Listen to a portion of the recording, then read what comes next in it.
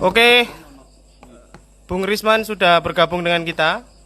Oke Man, kita opening dulu Man. Oke, Assalamualaikum warahmatullahi wabarakatuh. Sekali lagi opening. Malam ini benar kawan benar. Ketemu lagi sama saya Agni di diskusi live discuss. Malam ini pembicaraannya berat, pembicaraannya dalam, dengan seorang teman lama namanya M. Sutrimansyah SHMH. Ini SHMH beneran. Kalau saya sarjana humor magister huru hara, maka Risman adalah yang asli, versi yang asli. Yang sini KW. Jadi Risman ini adalah seorang teman lama yang istimewa. Dia lagi ngambil program doktoral di FH Undip Semarang. Sukses untuk kuliahnya. Si Risman dari awal, dari S1 setahu saya dia concern sekali dengan isu perlindungan terhadap saksi, perlindungan terhadap pelapor. Begitu.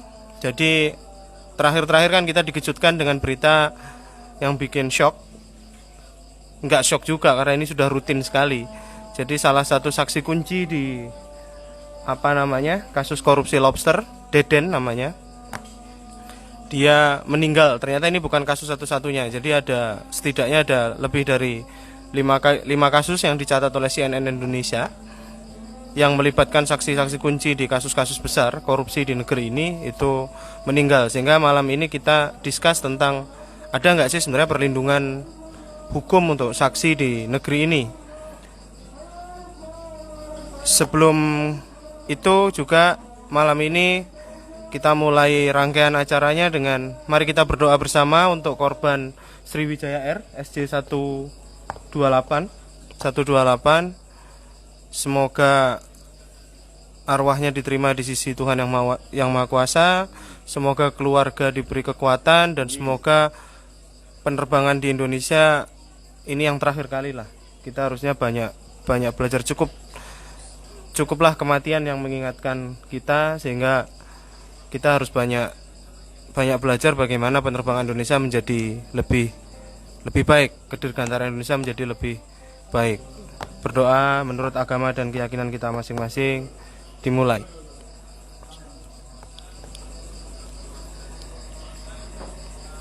Amin amin ya rabbal alamin. Selamat jalan kepada para korban. Semoga diberi kekuatan para keluarga korban, kami bersama dengan Anda semua.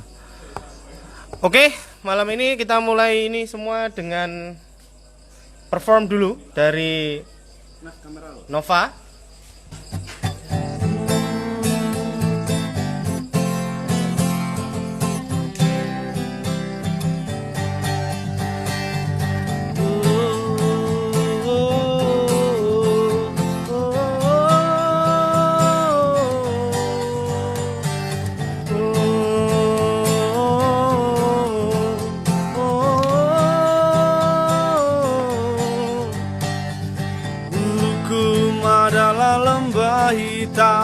Tak mencerminkan keadilan.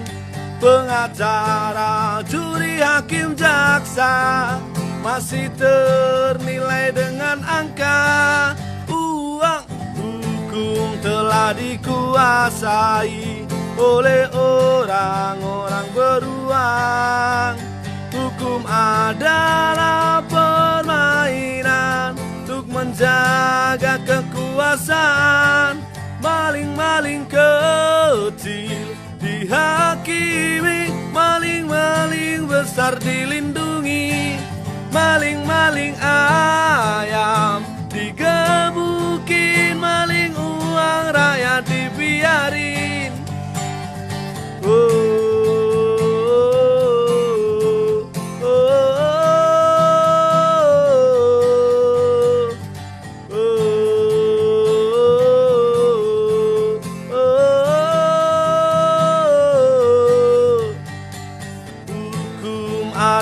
Komoditas barangnya para tersangka. Ada uang kau kan dimenangkan, tak ada uang ya say goodbye. di mana adanya keadilan, bila masih memandang golongan yang kuasa makin berkuasa, yang lemah makin merana. Maling-maling kecil dihakimi, maling-maling besar dilindungi. Maling-maling kecil dihakimi, maling-maling besar dilindungi.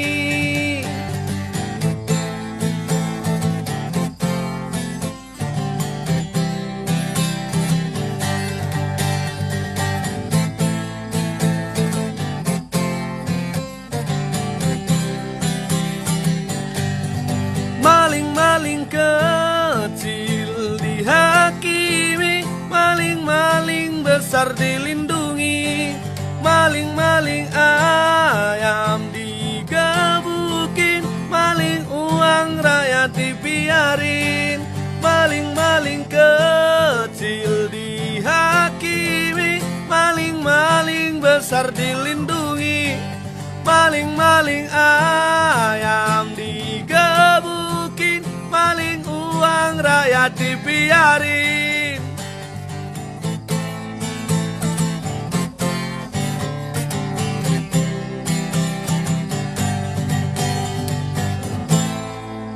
Oke, terima kasih.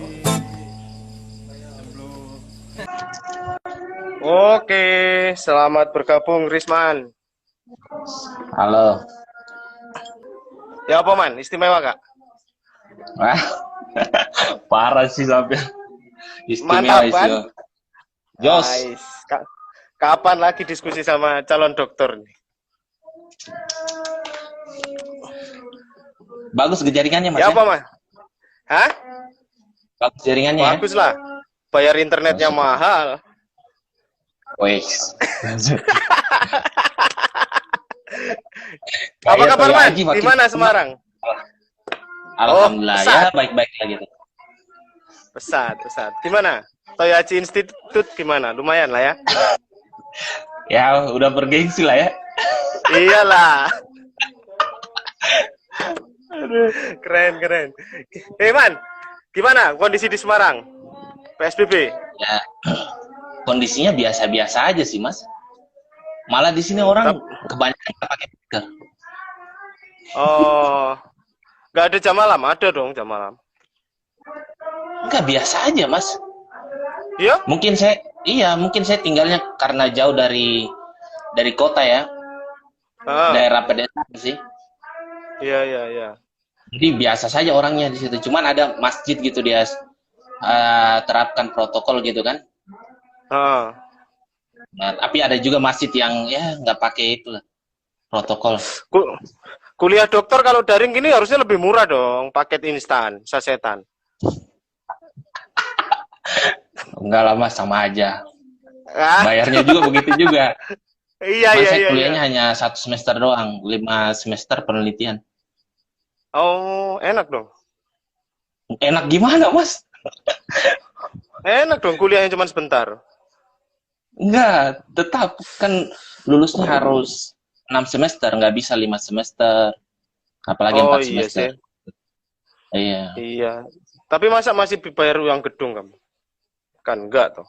Iya, harusnya kan jadi uang pulsa ini. Nggak tahu lah, yang punya kampus kan. Iya. Oke, Man. Gimana nih? Kita diskusi malam ini soal perlindungan saksi ya. Ini gimana nih? Deden mati ini sudah kasus kesekian ini. Gimana ini untuk seorang Risman ini? Iya. Sebenarnya begini, kalau kasus Deden yang meninggal ya, dan statusnya dia sebagai saksi, masih simpang Jangan siur bilang juga itu takdir Tuhan ya. Sebenarnya masih simpang siur juga meninggalnya karena kenapa. Tapi saya baca salah satu berita mengatakan bahwa meninggalnya kan karena penyakit gitu.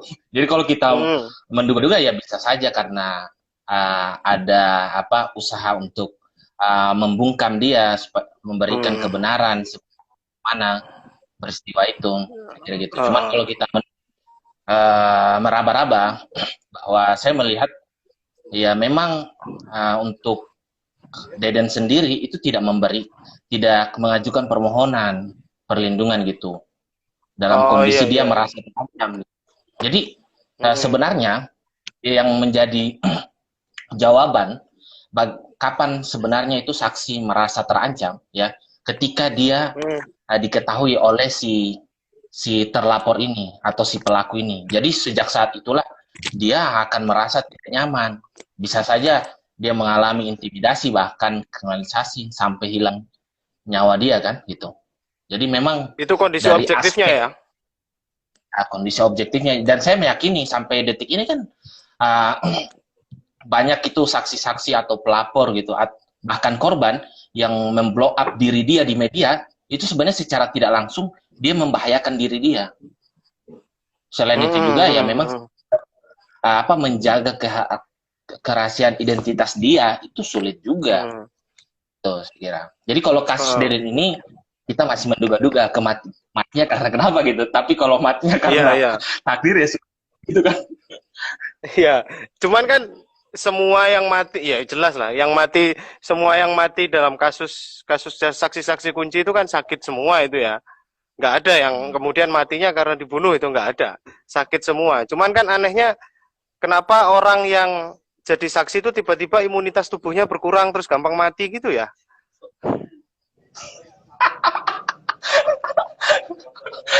Ada. Ya Iya ya kan ya kita nggak ya. menduga-duga, Ya, kan nggak boleh menduga-duga, bro. ya nggak ada. Sebenarnya gini, kalau dalam konteks saksi tipikor itu sudah ada sejak lama ya tahun 2000-an sejak diberlakukan undang-undang tipikor itu di dalam undang-undang itu sudah memberikan jaminan bahwa saksi itu wajib diberikan perlindungan oleh aparat penegak hukum yaitu kepolisian. Iya. Kalau dalam konteks KPK yaitu ternyata KPK juga itu tidak hanya melakukan penyelidikan, penuntutan, tetapi dia memberikan perlindungan juga gitu. Jadi ada dua Oke oke oke. lembaga yang akan memberikan perlindungan KPK dan kepolisian gitu.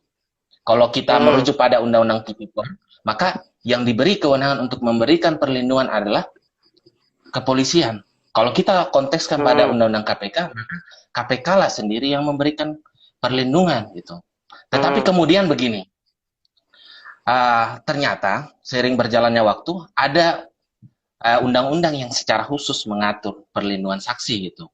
Ya, Ya. Undang-Undang Nomor 13 tahun 2006 ya. Jadi tahun 2006 itu dibuatlah itu Undang-Undang Perlindungan Saksi dan Korban. Itu diatur secara Ah, detail gitu ya. Hak-hak apa saja ya. yang dimiliki dia dan kemudian ternyata hak-hak itu ya akan dipenuhi oleh si lembaga ya, lembaga khusus Hmm. namanya Lembaga Perlindungan Saksi dan Korban. Wait, Nah, wait, tak, gitu. tak ini dulu, tak apa namanya, tak highlight dulu ya. Ya, Jadi ya. yang pertama adalah bahwa dalam perlindungan itu, dalam konteks perlindungan itu penyidik itu juga punya dua muka berarti dia selain kemudian menemukan fakta, mendalami Hmm. fakta, fakta perkara dia juga punya tanggung jawab perlindungan pada saat yang sama, begitu ya? Iya, tetapi dengan satu syarat bahwa si saksinya ini dalam kondisi terancam gitu. Tapi Nah, yang siapa tadi yang ya, menentukan undang-undang keterancamannya tadi? ya nanti ya tentunya aparat penegak hukum dong yang diberi kewenangan yaitu bisa jadi Oh. kepolisian, bisa jadi KPK nanti dia menilai apakah ini urgent nggak diberikan perlindungan gitu. Hmm. Ada ada standar-standarnya dan itu lembaganya sendiri yang menentukan dalam peraturan perundangan tidak diberikan ukuran-ukuran itu. Jadi ya Iya, saya iya. tangkap adalah ya gitu. Nah, artinya kan begini, Bro. Artinya kan perlindungan, apa, penggalian fakta dan kemudian perlindungan itu adalah sesuatu yang tidak terpisahkan, begitu ya? Ya, Karena kan diskresinya adanya di dua lembaga ini, di dua hmm, dua apa, di lembaga yang melakukan penyidikan itu ya. iya, Karena kan tadi Misalnya kalau misalnya diskresi itu ada di polisi saja, ketika disidik KPK, KPK harus kok memberikan perlindungan itu, begitu kan? Iya, harus dong. Harus Iya, berikan kan itu. ya, artinya kan logikanya adalah ya ketika kamu tanya-tanya saksi ya pastikan dia tetap hidup kan begitu kan? Iya. Artinya begini bro, kalau misalnya tiba-tiba ada saksi itu mati pada saat dikasih dalam proses penyidikan begitu ya, dalam selang proses penyidikan, yang salah siapa kan harusnya? Yang salah siapa kan gitu. Artinya kan ada satu peran yang diabaikan di situ. Iya. Sebenarnya Deden kena COVID, kalau salahnya nggak dikasih masker gitu kan? Gimana? iya. Sebenarnya gini, saksinya juga kalau tidak merasa terancam, sebenarnya nggak masalah. Tapi kalau kemudian aparat penegak hukum menganggap bahwa oh ini nanti bakal diancam dia sampai dia meninggal ya, atau dia ya sampai meninggal lah pokoknya. Jadi kita harus memberikan perlindungan, bisa inisiatif dari lembaga itu sendiri. Tetapi kemudian kan selama saksi merasa tidak terancam, saya kira baik-baik saja gitu. Tapi itu yang menjadi permasalahan juga, bagaimana harusnya ada orang psikolog lah gitu kan yang menilai apakah dia dalam kondisi terancam atau tidak gitu. Kalau psikolog tuh terlalu teknis diskusi kita. Kita yang bicara kewenangan dulu aja yang seru. Kita kan suka nyala-nyalain orang kan kira-kira gitu. Jadi yang salah ketika di saksi ini aku tanya soal ini kewenangan siapa begitu ya. Seseorang sedang dalam penyidikan begitu kan.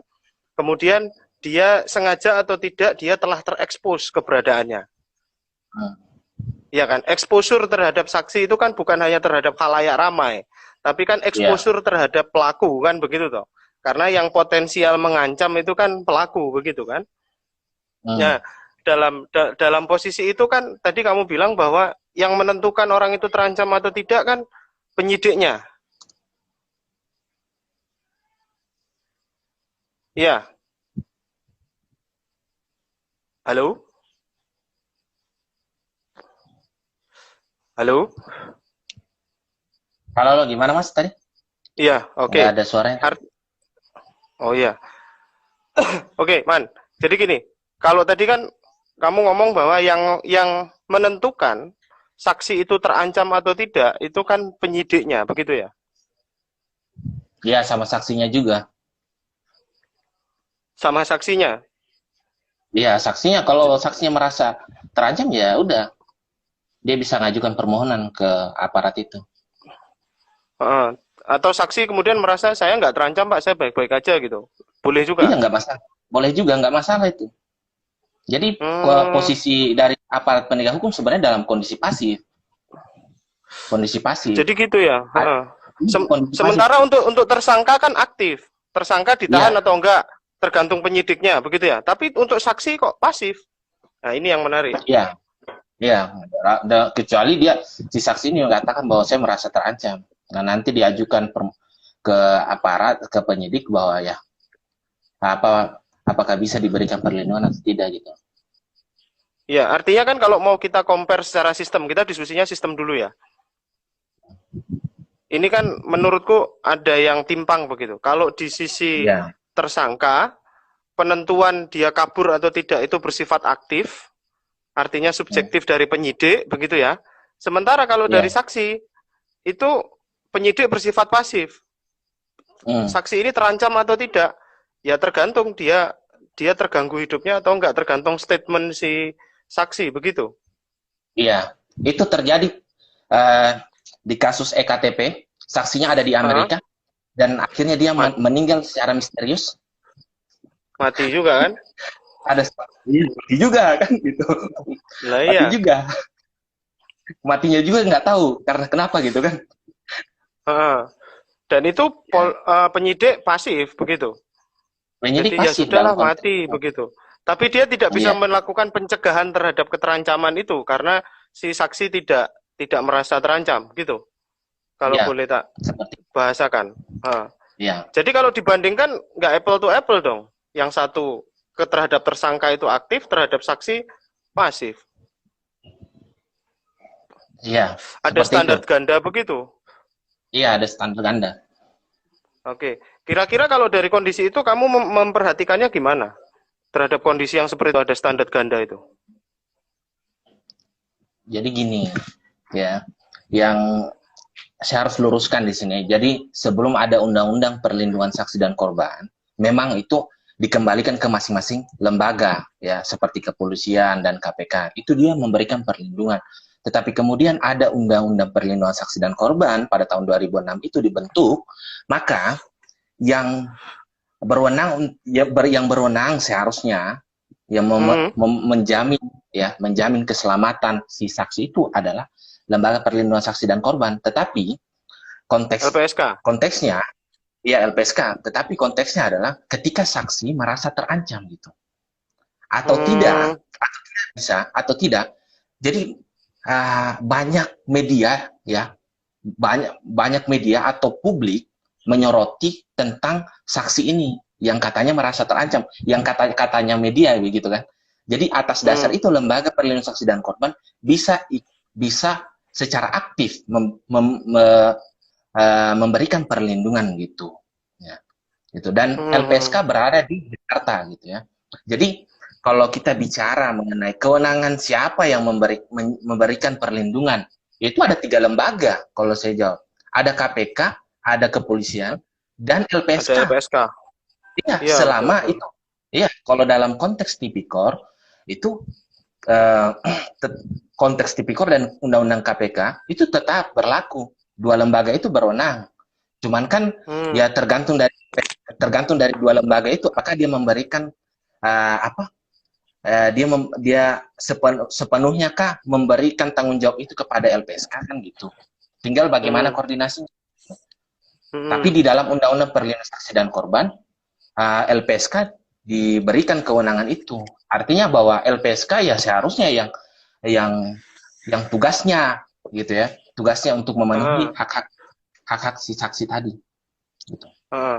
Enggak, cuman kan masalahnya ini langsung tak tanggapi ya. Jadi kalau mendengar ceritamu tadi kan ada ruang kosong nih. Kalau kemudian sudah kejadian mati gitu, ya kita bicara bahasa hukum bro, bukan bicara tentang takdir ya. Takdir itu kuasa Tuhan. Cuma masalahnya ketika ada kematian begini, kemudian misalnya yang spesifik yang IKTP gitu di Amerika, they have no reason kenapa dia mati gitu ya. Kita nobody can explain itu, nggak ada yang bisa jelasin itu kan. Terus siapa yang salah begitu kan? Ini kan roman-romannya kan kalau bau-baunya kan seperti aroma ada pengabaian begitu. Pengabaian bahwa ada seseorang yang merasa terancam, tapi orang kemudian karena dia nggak lapor, dia tidak menyatakan diri merasa terancam sehingga ya sudah mati begitu saja. Padahal harusnya kan logika normalnya kan ini bisa misalnya aku adalah keluarga korban gitu ya. Ini harusnya ada maladministrasi nih karena ada pengabaian ini. Ada penyalahgunaan wewenang karena yang berwenang untuk melindungi tidak memberikan perlindungan sehingga si orang ini mati. Itu jadi nggak bisa kan? Ini ada ruang kosong hukum di situ jadinya. Ya.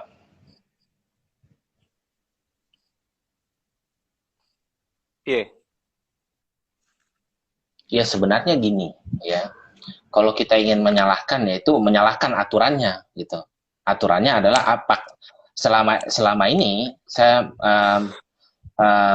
mempelajari Undang-Undang Perlindungan Saksi dan Korban, tidak ada itu lembaga itu dengan inisiatifnya, ya, setiap saksi itu akan diberikan perlindungan secara langsung, itu tidak bisa. Harus dia saksi dulu yang memberikan perlindungan. Nah, kemudian itu yang menjadi masalah. Yang menyatakan keterancaman harus saksi dulu ya. Harus saksi dulu. Nah, harusnya kalau saya kenapa begitu, Bro? Apakah ini masuk ke ruang privasi? Perlindungan aktif itu dianggap masuk ke ruang privasi? Itu kesalahan dari normanya. Kesalahan dari normanya yang semata-mata itu dalam posisi saksi itu harus dia berperan aktif gitu ya. Nah, harusnya lembaga-lembaga yang diberi kewenangan itu dia berperan aktif, ya, berperan aktif bila tetapi semisal mungkin kasus-kasus extraordinary crime gitu, seperti tipikor, pencucian uang, terorisme kayak gitu. Mungkin seperti itu fokusnya, atau tidak ada lagi pembatasan itu secara general gitu. Tetapi kemudian kan yang menjadi salah itu Mas, ternyata LPSK hanya berada di Jakarta, ya, hanya berada di Jakarta. Secara teknis dia ada di Jakarta begitu ya? Iya, secara teknis. Tetapi kemudian saya kira itu menjadi keterbatasan juga dari LPSK untuk memberikan ya hak-hak si saksi tadi. Gitu. Tapi KPK juga hanya ada di Jakarta. KPK juga di Jakarta, tapi kemudian kan kalau kepolisian yang menangani kasus itu dia bisa memberikan perlindungan sebenarnya. Iya, artinya kan enggak, kalau kamu bilang LPSK hanya ada di Jakarta, LPSK, KPK, dan polisi ini kan terkoneksi. Mungkin logikanya kan begitu, di efisiensi kelembagaan ya kan, sehingga nggak perlu juga LPSK ada di daerah. Iya, ya bisa juga, tetapi begini Mas, Undang-Undang Perlindungan Saksi dan Korban dia mengamanatkan bahwa yang berwenang memberikan perlindungan adalah LPSK itu sendiri, gitu. Dan juga yang menjadi masalah adalah bahwa LPSK sebenarnya tidak terintegrasi dalam sistem peradilan pidana kita. Jadi dia berada di luar itu, sehingga banyak ya aparat penegak hukum tidak memahami. Bukan tidak memahami, tidak membaca bahwa ada undang-undang perlindungan saksi dan korban, gitu. Itu menjadi masalah juga. Nah, berkaitan dengan kalau semisal dia tidak, dia tidak terintegrasi ke dalam sistem peradilan, sistem pidana Indonesia karena dia tidak terstatement di dalam undang-undang kitab undang-undang hukum pidana, begitu kan menurutmu? Hukum acara perdata. Perdata atau pidana? Pidana. Pidana kan? Artinya kan begitu. Dia tidak kamu sebut dia masuk ke dalam sistem pidana Indonesia karena dia tidak terstatement di situ. Tapi kan lembaga-lembaga kuasi pemerintah semacam komisi-komisi itu kan semua tidak ada yang terstatement di dalam KUH pidana, Bro. Mereka tidak dinyatakan juga, KPK misalnya tidak terstatement di dalam KUH pidana, it means, tapi mereka tidak dianggap ekstra sistem, mereka tidak dianggap alien. Gimana? Ya, begini. Kalau di dalam KUHP itu dia fokus pada si pelakunya. Nah, seperti saksi itu tidak secara jelas diberikan jaminan. Dalam artian bahwa ketika dia diatur dalam KUHP, maka aparat penegak hukum yang diberi kewenangan ya penyelidikan, penyidikan, penuntutan, bahkan peradilan pun juga itu akan mengetahui keberadaan bahwa ada LPSK. Jadi ketika ada saksi yang merasa terancam, maka dilimpahkan itu ke LPSK untuk dipenuhi hak-hak dia. Harusnya seperti itu. Jadi konstruksinya harusnya begitu. Tapi supaya karena KUHP tidak menyebut begitu, jadi nggak begitu prakteknya. Nah begitu prakteknya ya serah masing lembaga gitu. Bahkan ada satu yang padahal harusnya undang-undang perlindungan saksi ini leg spesialis terhadap KUHP begitu ya? Iya. Oke. Kalau itu kan berarti karena lemahnya literatur penegak hukum kita dong. Kamu pengen ngomong penegak hukum kita kurang bacaan, kebanyakan nonton Indosiar menangis, begitu ya? Iya, memang itu, dan itu saya alami. Dan itu saya alami ketika saya dampingi beberapa saksi yang dikriminalisasi, bahkan ada juga yang diancam gitu. Ada 2 kasus itu. Dan terus apa yang kamu lakukan? Apa yang saya lakukan pada saat itu? Saya tanyakan, ya, apakah Bapak mengetahui undang-undang perlindungan saksi dan korban?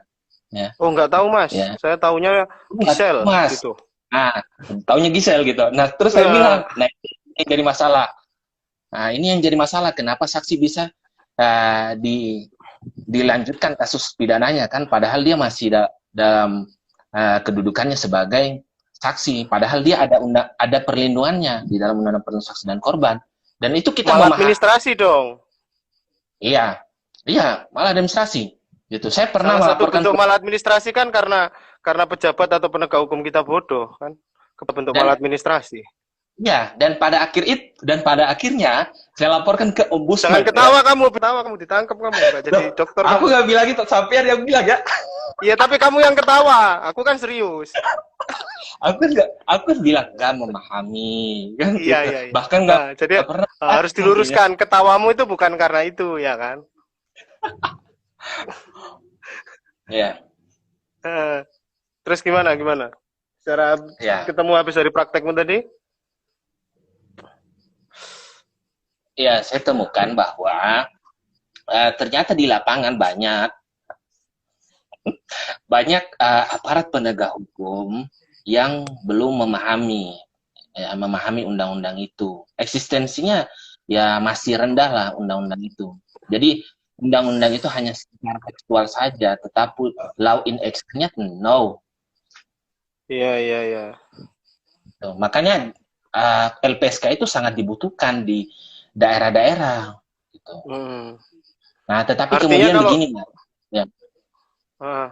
Gimana? Tapi kemudian meskipun ada LPSK, ya, Iya. LPSK, seperti kasus kriminalisasi terhadap saksi, ya, terhadap saksi, itu kan dia punya hak imunitas, ya, hak tidak dapat dituntut secara pidana maupun perdata, ya. Selama proses itu ya.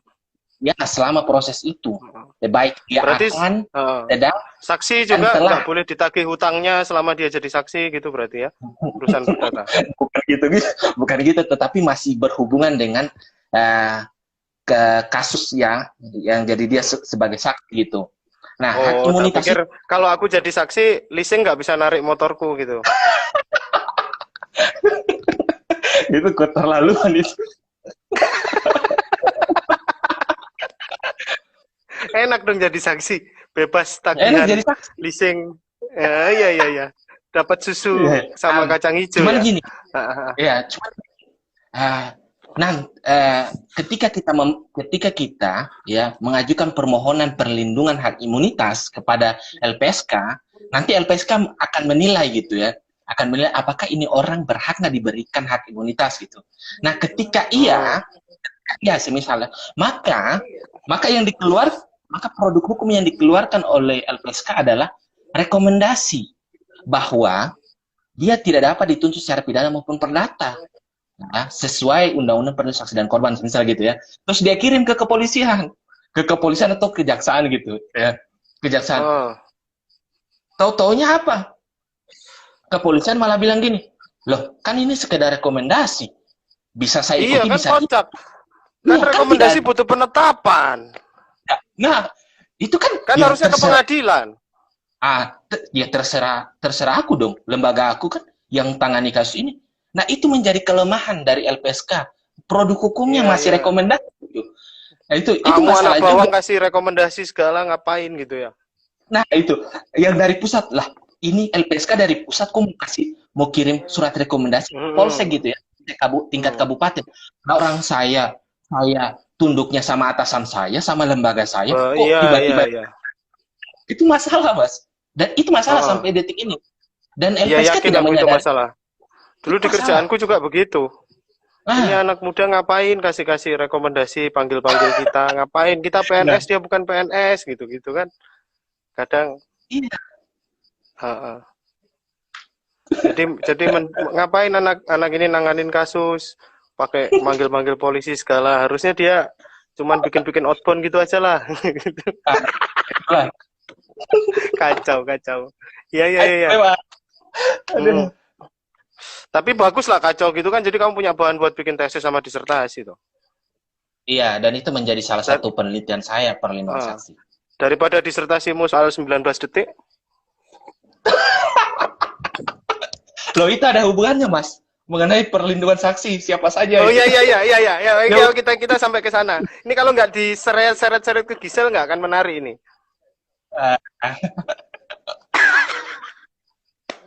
Gimana? Iya, kalau kayak kasus Gisel itu ya, kalau dari kacamata LPSK nantinya si LPSK bisa ya secara inisiatif ya eh, memberikan ya tawaran-tawaran apakah kamu mau nggak diberikan perlindungan gitu atau tidak si Hmm. saksi juga gitu kemudian meminta kepada LPSK tolong saya gitu Hmm. berikan saya jaminan perlindungan keamanan seperti itu kan Hmm. itu Hmm. bisa Hmm. Hmm. Yang jadi saksi Gempi. loh kalau Gempi itu bisa ini loh mas kalau kok bisa ya Gempi ya Iya toh, Gempi. Pada jam sekian mamamu kemana? Kacau. Astagfirullah. Ntar. Ini Kita sapa apanya ya? dulu Ada yang tanya. 2,5 juta pengguna internet yang sudah join sama kita ya. Ini podcast lebih terkenal dari Close the Door. Soalnya open close ini. Banyak sekali. Wow. Oke. Cewek semua. Safrin tadi coba join. Sebentar, Frin. Kita fokus dulu sama Risman. Kemudian Resla, Faisal Zafir, Robi Ismail, Ahmad Fado. Safrin, apa esensi perlindungan saksi? Mengapa Undang-Undang LPSK membatasi saksi pada kasus-kasus tertentu? Gimana itu? Tawa Iya, dulu iya. kamu nih. Iya, Safren ini sepupu saya. Dia lagi kuliah S3 Ya, juga ya. di Unhas. Ya. Oke. Okay. Saya partner sama dia. Jadi gini, perlindungan saksi itu adalah pemenuhan hak-hak ya yang diberikan oleh negara dalam peraturan perundang-undangan. Nah, kenapa sih uh, undang-undang perlindungan saksi dan korban itu hanya tindak pidana tertentu saja gitu. Karena begini, latar belakangnya itu ada kasus-kasus pelanggaran HAM berat ya. Terus kasus tipikor ya, kasus terorisme. Nah, ketiga kasus ini menjadi ya alasan awal mulanya dibentuk itu Undang-Undang Perlindungan Saksi dan Korban ya tahun 2006 itu. Nah, namun kemudian ternyata tahun 2014 itu ada revisi. Ya, dia merasa bahwa undang-undang ini memiliki kelemahan. Harusnya tidak hanya 3 tindak pidana tadi, tetapi kekerasan ya seksual juga, terus pencucian uang, terus jadi tindak HAM pidana berat, lain, tipikor, dan terorisme, pencucian uang, terorisme. Nah, pelanggaran HAM berat tadi sudah ya. Nah, terus Sudah. tindak pidana tertentu yang mengakibatkan si saksi ini merasa dirugikan. Tetapi kemudian begini, ini menjadi masalah juga. Ternyata setelah kan normanya begitu ya, bunyinya gitu, normanya bahwa tindak pidana lain yang merasa si saksi ini dirugikan gitu. Nah, tetapi kemudian dari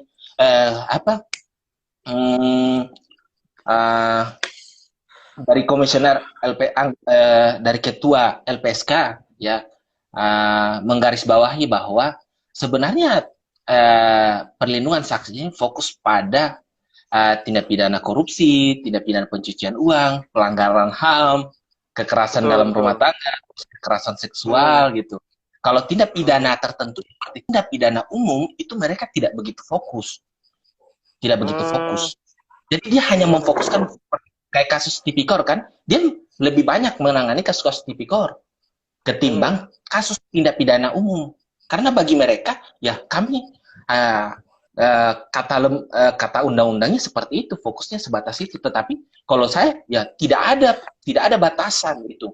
Jadi tindak pidana khusus maupun tidak pidana sama-sama juga harus diberikan perlindungan dong.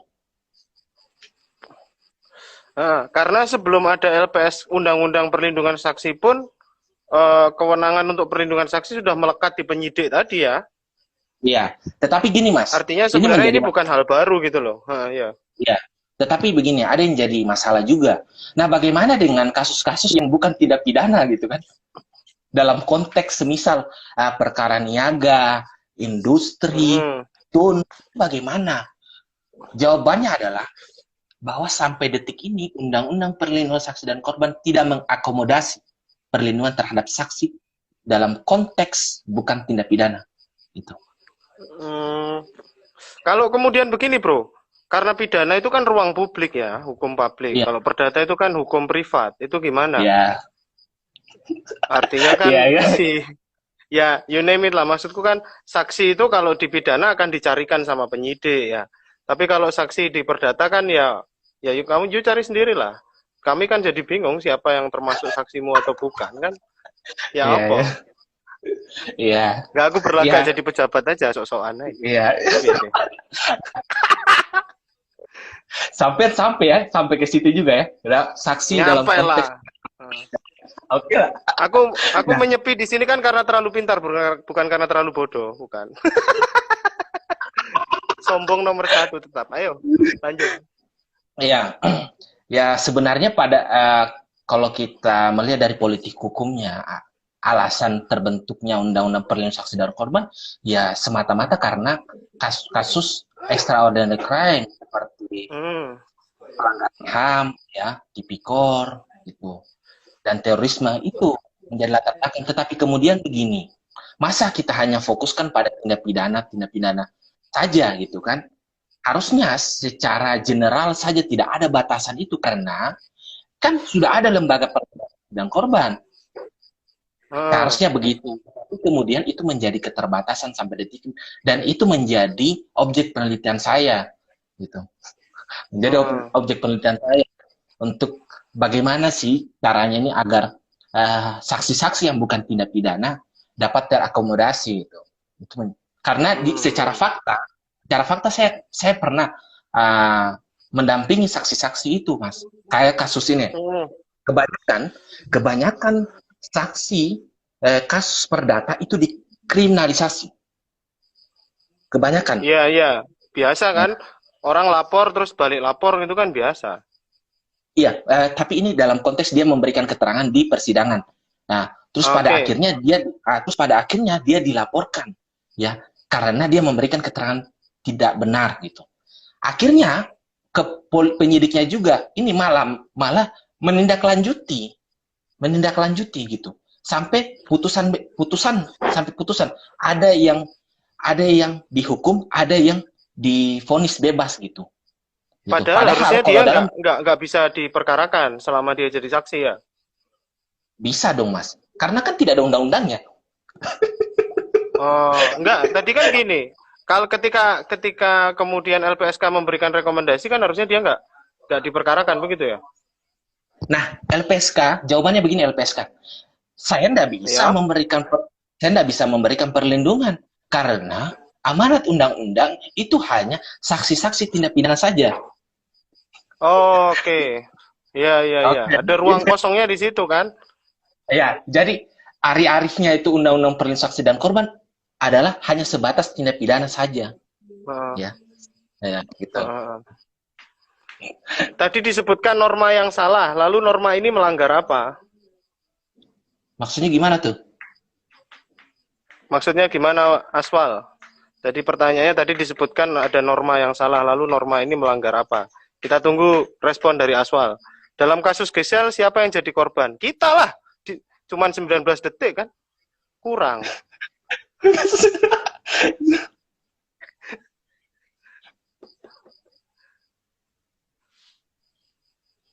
Siapa yang tanya tadi, Mas? Yang kasus itu? Aswal, RZ Aswal. Oh, Aswal. Gimana maksudnya tuh? Dalam kasus Gisel siapa yang jadi? Wah, kalau kasus Gisel kayaknya harus ini deh.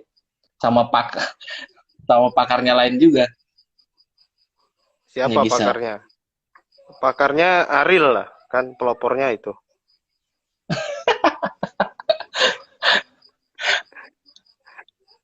Ya, gini, bro. Ini kan kamu jadi risetmu ya, dan ini kan riset berjenjang. Tak pikir kan dari sejak tesis kan kamu sudah konsentrasi di sini nih. Enggak, kalau tesis saya perlindungan ahli, Mas. Oh, perlindungan ahli. Iya, perlindungan ahli. Iya, maksudnya kan perlindungan terhadap ahli ya. Iya, perlindungan terhadap. Enggak, maksudku gini. ketika kamu naikkan ini jadi disertasi kan, kamu harus bikin teori nih kan, philosophical doctor kan. Heeh. Apa namanya? Menurutmu teori apa sih yang sebenarnya dilanggar ketika kemudian ada ruang-ruang kosong tadi? Yang pertama adalah ruang kosong di siapa yang harusnya, artinya perlindungan terhadap saksi harusnya aktif bukan pasif, karena kejadian itu melampaui keaktifan perlindungan begitu ya. Kemudian yang kedua di sisi ruang perlindungan terhadap saksi perdata gitu. Teori apa yang dilanggar sebenarnya? Ya, sebenarnya teori yang dilanggar ya tentunya salah satunya teori perlindungan hukum ya. Salah satunya teori perlindungan hukum. Itu salah satunya. Dan saya juga masih mengembangkan juga kira-kira teori apa saja. Cuman yang jelas adalah hubungannya dengan perlindungan. Gitu. Gimana? Apa aspek dalam teori perlindungan hukum yang kamu cermati?